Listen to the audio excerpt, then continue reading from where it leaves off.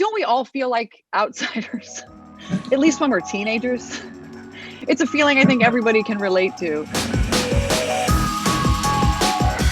Was the idea of being the outsiders in the show the big draw to your roles?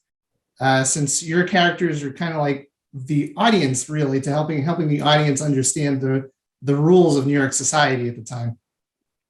That's a great way of thinking about them. I don't know if I'd quite ever articulated it quite like that, but yes, they are the outsiders. They're the interlopers.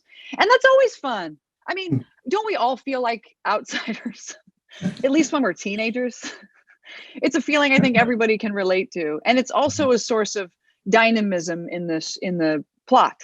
And so it's always fun to play a character that's sort of propelling in that way, that's propulsive, that has energy. That's always attractive to me. Morgan? Yeah, I mean, I think that, this show is so much about really just being a pleasure for the audience.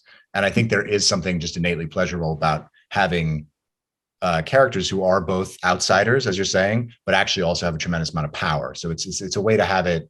It's kind of both ways. And that can only really happen in a fiction, which is nice. And I think your characters are also perfect for each other because they have this ability to like turn the charm on and off.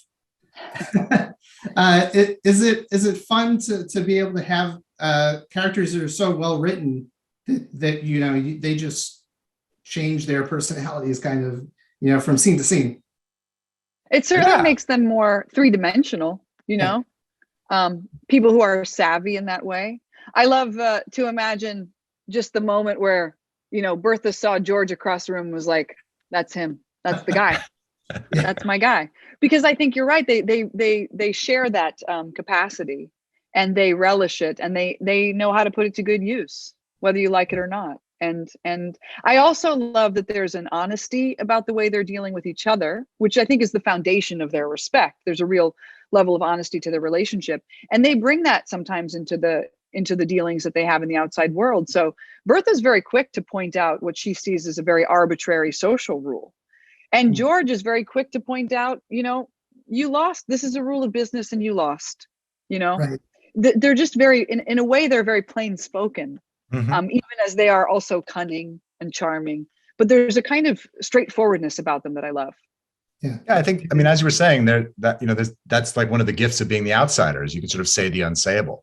Nobody expects you to be bound by the rules of the inside community. So you can sort of, you have a little bit more freedom in a certain way. Oh yeah. And Carrie, what do you think is magical about the show recreating a New York that sort of disappeared from the world now? It really has. I remember being profoundly sad when I was researching some of Alva Vanderbilt's homes to realize that they had mostly been destroyed. Because of course, New York is always remaking itself, but there's a cost to that. So I think it's an extraordinary.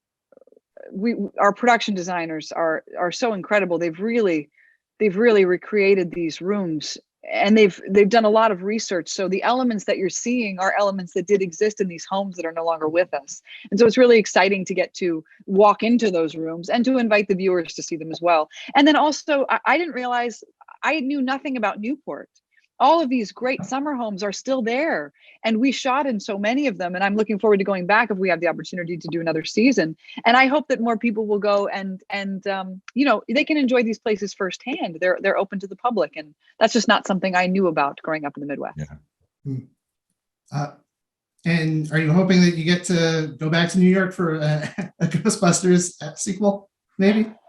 Sure. Hey, look. Who are you going to call? Hopefully me. I'm looking forward to the possibility. It seems like, the movie did pretty well, and we got to hurry up and make one before the kids are 30 and I'm grandma. So I'm ready when they are. Well, it was great to have a chance to talk to Carrie and Morgan, and wish you the best of luck on the Gilded Age. Thank you so much.